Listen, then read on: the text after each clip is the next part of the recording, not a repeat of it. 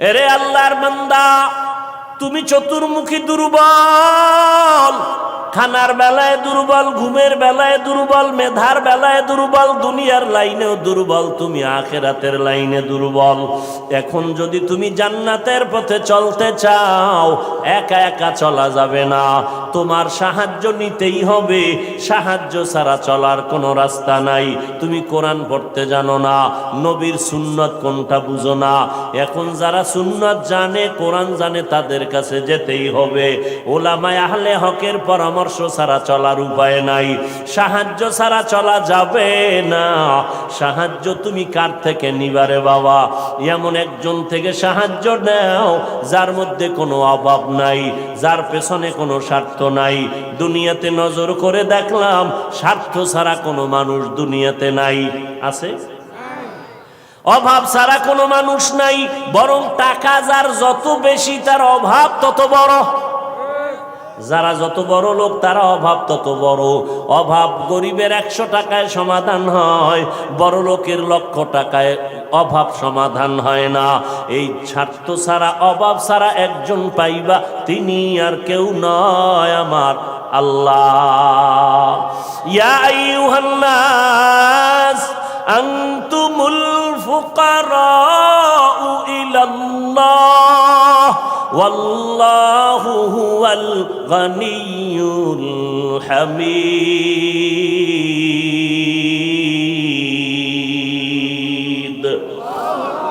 गर तवक्कुल मी कुनी हर सुबह शाम, मेरा सनद रिज़्क़ तू अज़ला मकाम। বাহাদুরি করিও না রে বাবা, অন্যের সাহায্য ছাড়া চলা যাবে না। দোয়াও কিন্তু একটা সাহায্য, দোয়াও সাহায্য। সাহায্য ছাড়া চলা যাবে না। মা বাবায় দোয়া করে, এর সাহায্যে আমরা বড় হয়েছি। মা বাবার ক্লান্ত পরিশ্রমের কারণে আমরা বড় হয়েছি, মা বাবার সহযোগিতায় বড় হয়েছি। কিন্তু স্বার্থ ছাড়া জমিনের মধ্যে কোনো মানুষ নাই, অভাব ছাড়া কেউ নাই। যার কোনো অভাব নাই তিনি হলেন আমার আল্লাহ, যার কোনো স্বার্থ নাই তিনি আমার আল্লাহ। এরে বান্দা, নিজেরে বড় মনে করলে ধ্বংস অনিবার্য। আল্লাহর এক বান্দা বড় আবেদ, আমার নবী সাহাবায়ে কেরামদের ঘটনা শুনাইতেছেন। বড় আবেদ, বনি ইসরাইলের ভেতরে নাম বড়, নাম ডাক বেশি, এত ইবাদত করতেছে। একদিন সিদ্ধান্ত নিয়ে নিল, ঘরের মধ্যে থাইকা ইবাদত একুরেট হয় না, মানুষের সাথে চলাফেরা, মানসিকতা নষ্ট হয়ে যায়। সিদ্ধান্ত নিয়া পাহাড়ের কিনারায় চলে গেল। পাহাড়ের উপরে উঠা ছোট্ট একটা রুম বানাইয়া ওইখানে আল্লাহর বান্দা ইবাদত করে। পাহাড়ের চূড়ায় সাধারণ মানুষ সেখানে যায় না, মন মানসিকতা নষ্ট হয় না। আল্লাহর বান্দা পাহাড়ের চূড়ায় গিয়া ইবাদত করে।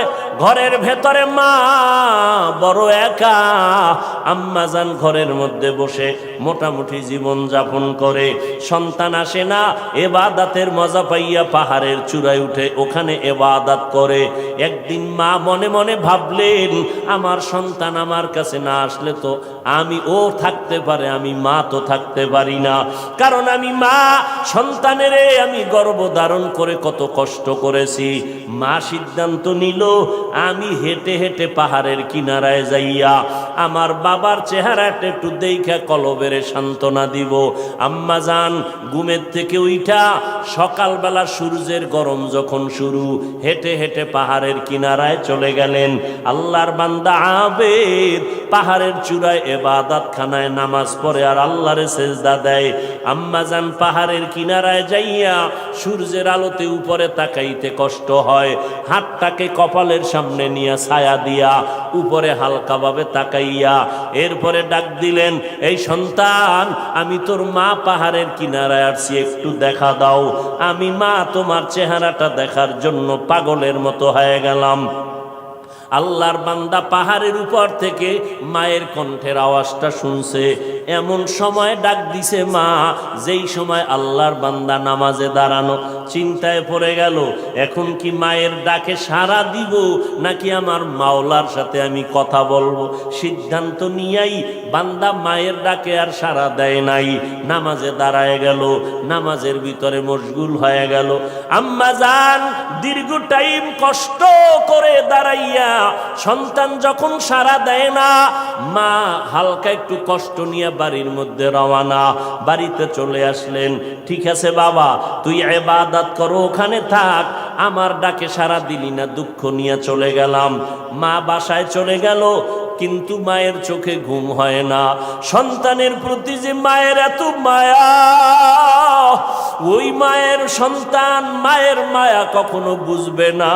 যদি সন্তানগুলো মায়ের কষ্ট বুঝতো, জীবনে কোনো সন্তান মায়ের কষ্ট দিতে পারত না, মায়ের চোখের পানি ফালতে পারত না। মা রাতের বেলা ঘুমাইতে পারে না, কষ্ট বুকের চাপা দিয়া। আবার পরের দিন মা বলে না, আজকে আবার একটু যায় বাবারে ডাক দেই, দেখিনি একটু চেহারাটা দেখতে পারি, কলিজাটা ঠান্ডা করতে পারি।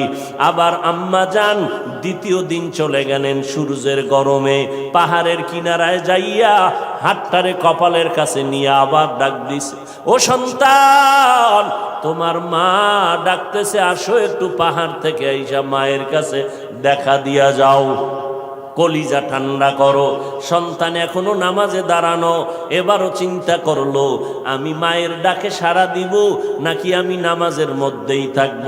সিদ্ধান্ত আগের মতোই অটল, নামাজ আমি ছাড়ব না, মায়ের ডাকে কোনো সাড়াও দিব না।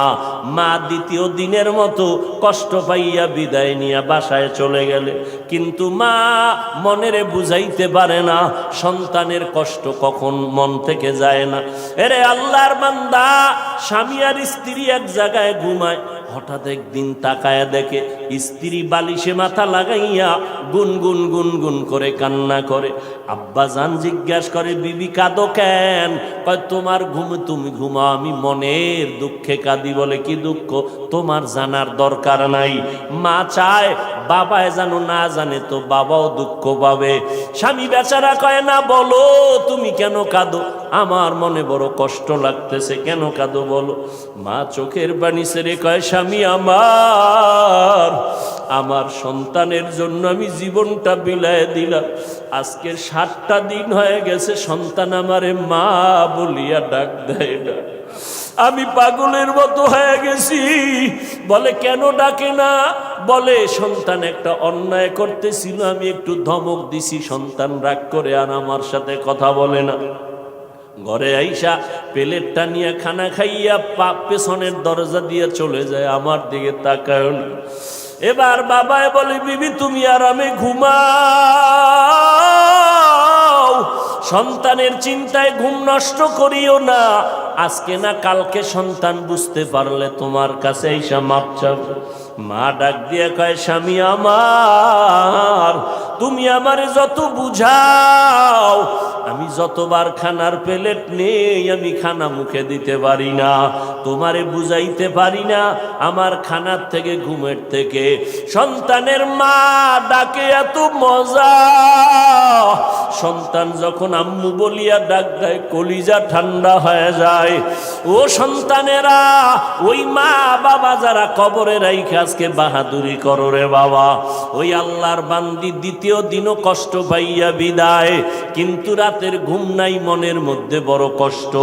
নবীজি সাহাবায়ে কেরামদের সামনে ঘটনা বলেন আর কাঁদতেছেন। সাহাবায়ে কেরামরাও কান্নার আওয়াজ।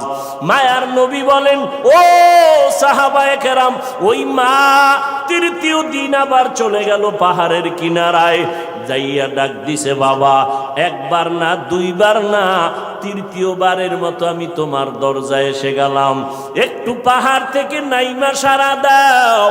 আজও সন্তান নামাজে দাঁড়ানো, আল্লাহর মহব্বতে আর মায়ের ডাকে সারা দেয় না। 2 দিন মা কষ্ট পাইয়া কিছু বলে নাই, চলে গেছে। আজকে কষ্ট পাইয়া আর নিজের কন্ট্রোল করতে পারে না। আসমানের দিকে তাকাইয়া একটা কথা বলিয়াই ফেলছে। আসমানের দিকে তাকাইয়া বলে, ও আসমানের মালিক, এমন সন্তান দিয়ে কি হবে আমার, যেই সন্তান আমার 3 দিনের কষ্ট বুঝলো না রে আল্লাহ, আমার মনটারে মানাইতে পারি না। ওর তো একদিন মরণ হবে, তবে আমার একটা দাবি, ওরে তুমি জেনাকারিনী মহিলার চেহারা না দেখাইয়া মরণ দিবা না। কঠিন এক কথা আসমানে লাগায় দিলেন, আসমানে কবুল হয়ে গেছে। মা বাবার দোয়া, বরদোয়ার মাঝখানে কোনো পর্দা থাকে না, আর সে আজিমে ডাইরেক্ট চলে যায়। এই যুবক, জিরি মাদ্রাসায় বলে আসছি, আল্লাহর কসম করে বলে গেলাম, কুতুবদিয়ার মুসলমান, কসমের কথা বিশ্বাস না করলে তোমার ঈমান দুর্বল। আল্লাহর কসম, ওয়াল্লাহি বিল্লাহি তাল্লাহি, 3 বার কসম করে বলে গেলাম।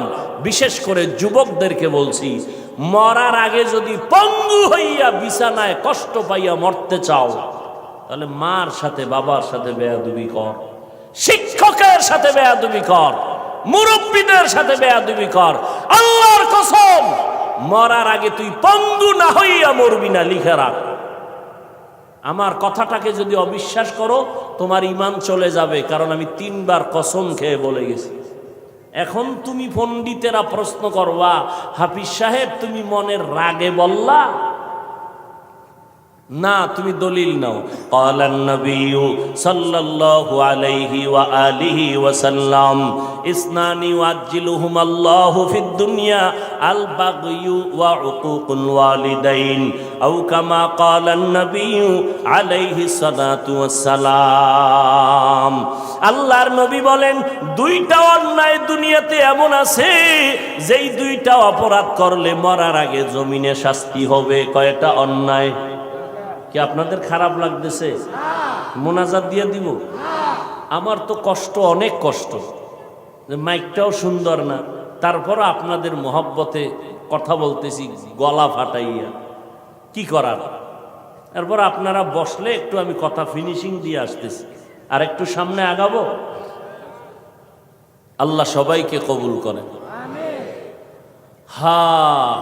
মদিনার নবী বলেন, 2টা অপরাধ আছে, যদি দুনিয়াতে করো মরার আগে শাস্তি হবে, মরার পরে নয়। 1 নাম্বার অপরাধের নাম জুলুম, 2য় অপরাধের নাম হলো মা বাবার সাথে বেয়াদবি। যারা মা বাবার সাথে বেয়াদবি করবে, নবী বলেন তাদের শাস্তি হবে মরার আগে দুনিয়ার জমিনে।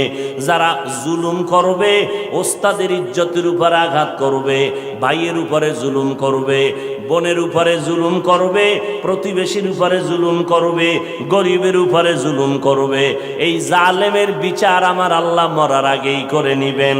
ও আল্লাহর বান্দারা, মা যখন কথাটা বলেই ফেললেন, আসমানে কবুল হয়ে গেল। কি বরদোয়া করলেন? মা গেছেন, ভুলে গেছেন? জেনাকারিনী মহিলার চেহারা না দেখাইয়া মারবা না। মা কিন্তু কঠিন কয় নাই, যদি কইতো জেনা না করাইয়া মারবা না, তা আরো কঠিন হয়ে যাইত। মা একটু পাশ কাটায় বললেন, ও জেনা টেনা করবে না, কিন্তু জেনাকারিনী মহিলার চেহারা দেখে মরবে, এটাও একটা অভিশাপ।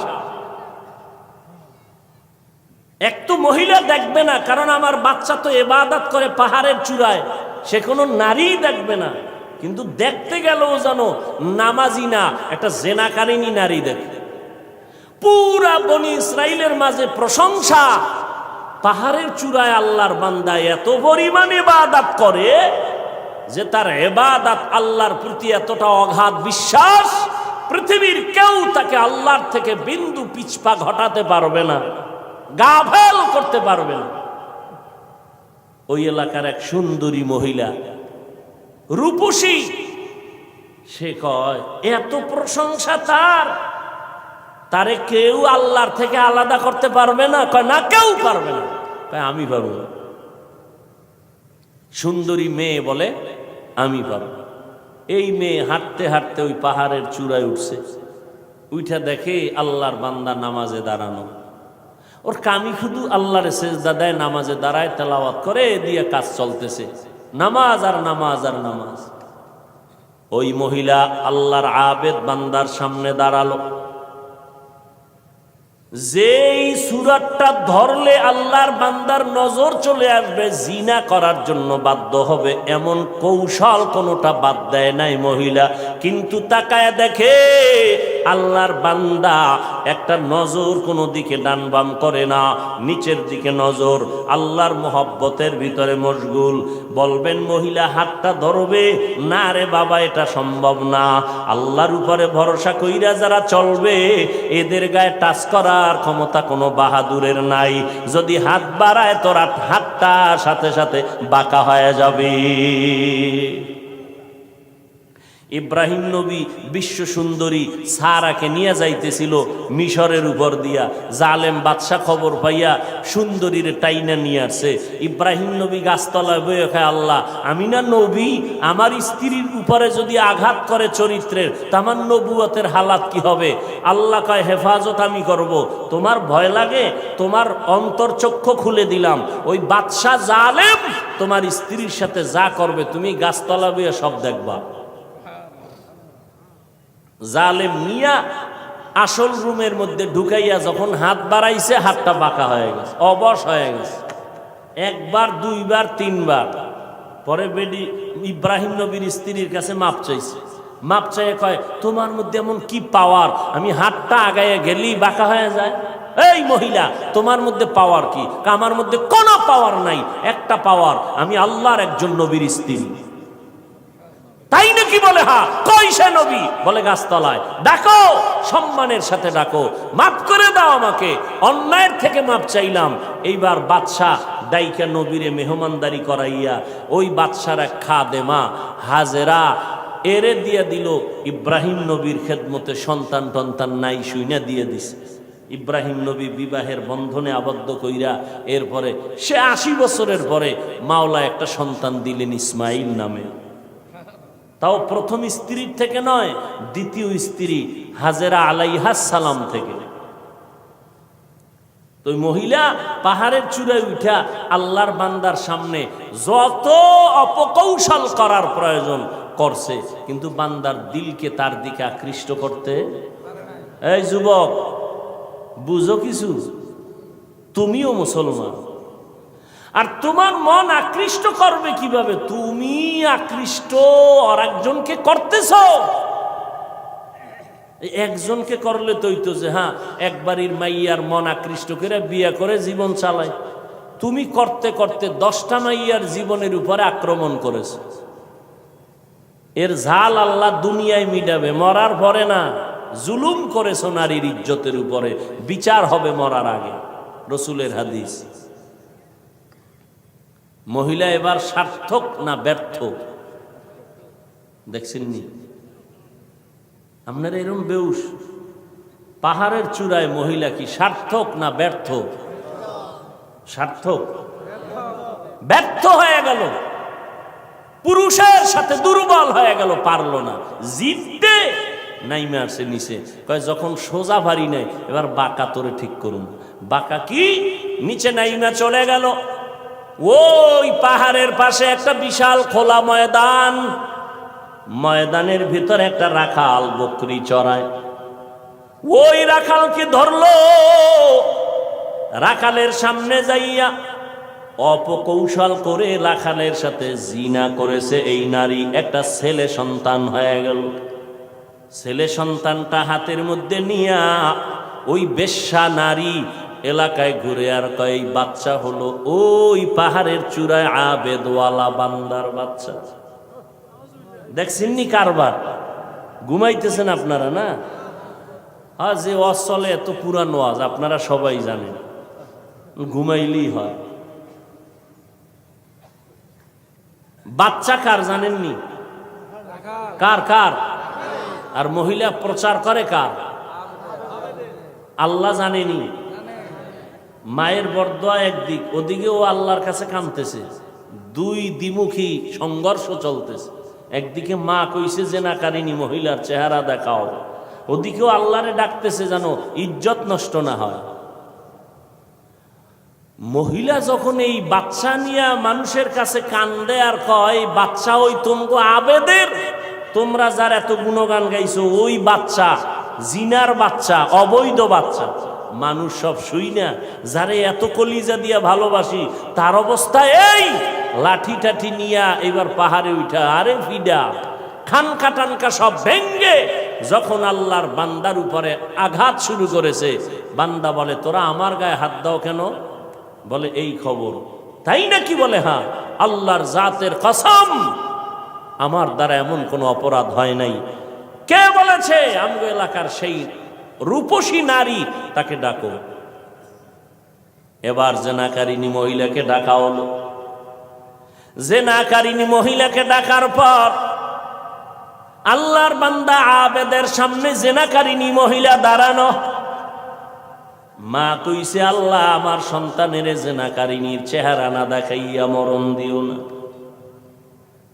এই ঘটনা শুনে জেনাকারিনী মহিলা বাচ্চা নিয়ে হাজির। আল্লাহর বান্দা সিজদায় পড়ে কান্না করে কয় আল্লাহ তুমি আমারে মাফ করিয়া দাও, উম্মতের সামনে তুমি সত্যটারে জাহের করে দাও, সত্যটারে তুমি প্রকাশ করে দাও, ইজ্জতের হেফাজত করো। নামাজ পড়ে কান্নাকাটি করে দোয়া করে এইবার মহিলার সামনে দাঁড়াইল। মায়ের বরদোয়াটা এইবার কবুল হয়ে গেল। এইবার মহিলারে কয় তুই নাকি আমার বিরুদ্ধে বলেছ? কয় হ্যাঁ। কি বলছো? কয় বাচ্চা তোমার। কয় নাউযুবিল্লাহ, বাচ্চা আমার? বলে হ্যাঁ। দে বাচ্চা আমার কোলে দে।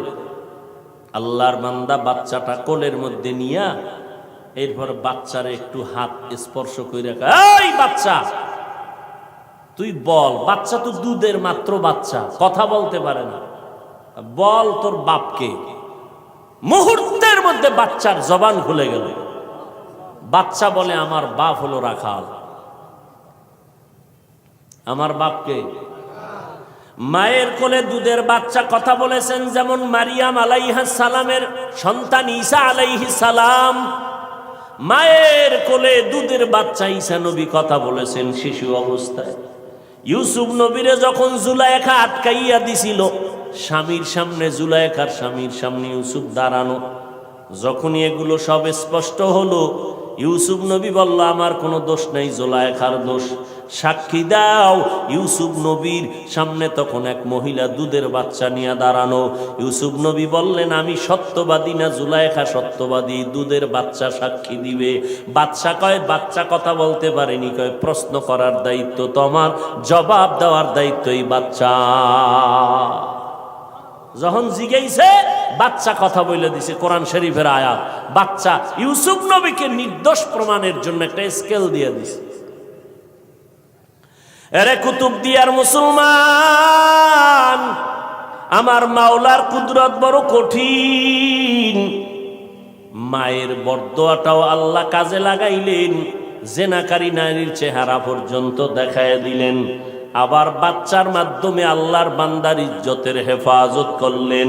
সত্যের উপরে যদি চলো রে বাবা, মা বাবার দোয়া নিয়ে যদি আগাইতে পারো, দুনিয়ার কোনো ভয় নাই। হালাল খাইয়া চলবা, আল্লাহ বিজয়ের মালা গলায় পরায় দিবেন। কয়দিন আর দুনিয়ায় বাহাদুরি করবারে বাবা, আল্লাহ যদি সমুদ্রে একটু হুকুম করে একটু গরম হয়ে যা, রাতের ঘুমের মধ্যে 1 মিনিট লাগবে না। কুতুবদিয়ারে ধ্বংস করার জন্য 1 মিনিটও লাগবে না। আল্লাহ কয় বান্দা আমার স্মরণ কর, আমি আল্লাহর কাছে সাহায্য চাও। সাহায্য কেমনে চাইবা?